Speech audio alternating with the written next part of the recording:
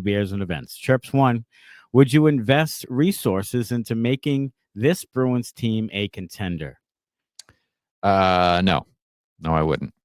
But what I would do is if you have pieces that are UFAs or RFAs that you're not interested in re-signing, I would look to move those guys. I would try to reshape the team on the fly and get some things back for assets that you don't want to keep.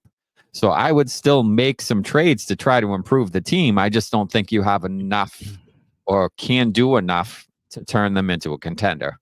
They may still make the playoffs, and then, anything can happen. If Swayman gets hot and they're playing well at the right time, anything can happen. But I wouldn't be looking to mortgage, the future. I'm not trading first-round picks or anything like that to try to bring people in.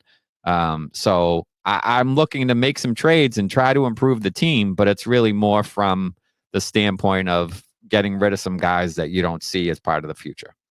I think this team is really close to being one of those tempting teams where you think, well, we just got one more guy. Yeah. Especially if they keep kind of winning and hanging in there and they're close to a division title, don't quite get there, but you're like, geez, just one more guy, one veteran guy could help us. And it's a little tempting. I think it's fool's gold. I think I just wouldn't do it. And I'm with you. I would trade the UFAs and RFAs you're not interested in. I mean, if you're not interested in Johnny Beecher, then you package him. Absolutely. If you're not interested in Trent Frederic, Morgan Geekie, especially now where Geeks is playing much better. Sure. Like strike while the iron's hot. Like, go ahead and do it.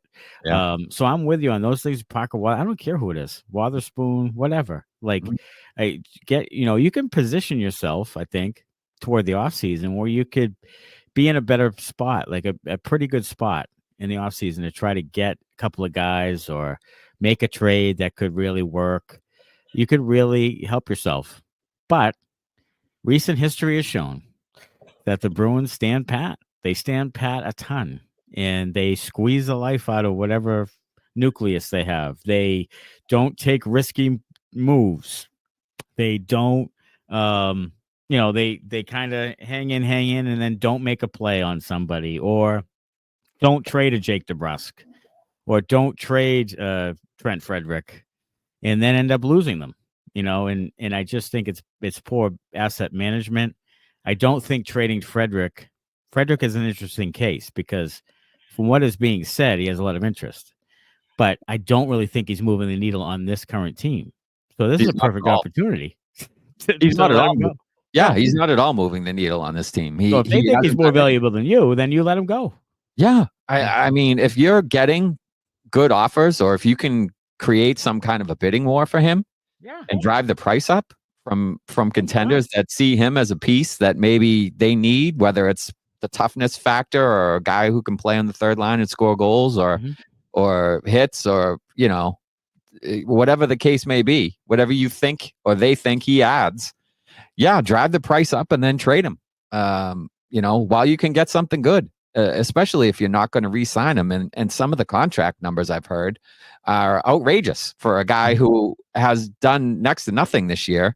He's going to regress as far as his point totals from the previous 2 years. He's projected at 28 points. I think he had 40 last year, and 2 years ago he had 31. So he's under both of those totals. Yeah. He's a minus player for the first time in a few years as well. So there's plenty of reasons to move on. He's replaceable. You have plenty of guys within your farm system or on the current roster that you could plug in there and then bring another guy up. So he's to me, in my opinion, he's 100% a trade candidate and a guy that you should move because you don't want to keep him. You're not going to pay him the $4 and change million a year that he's looking for. So now's the time.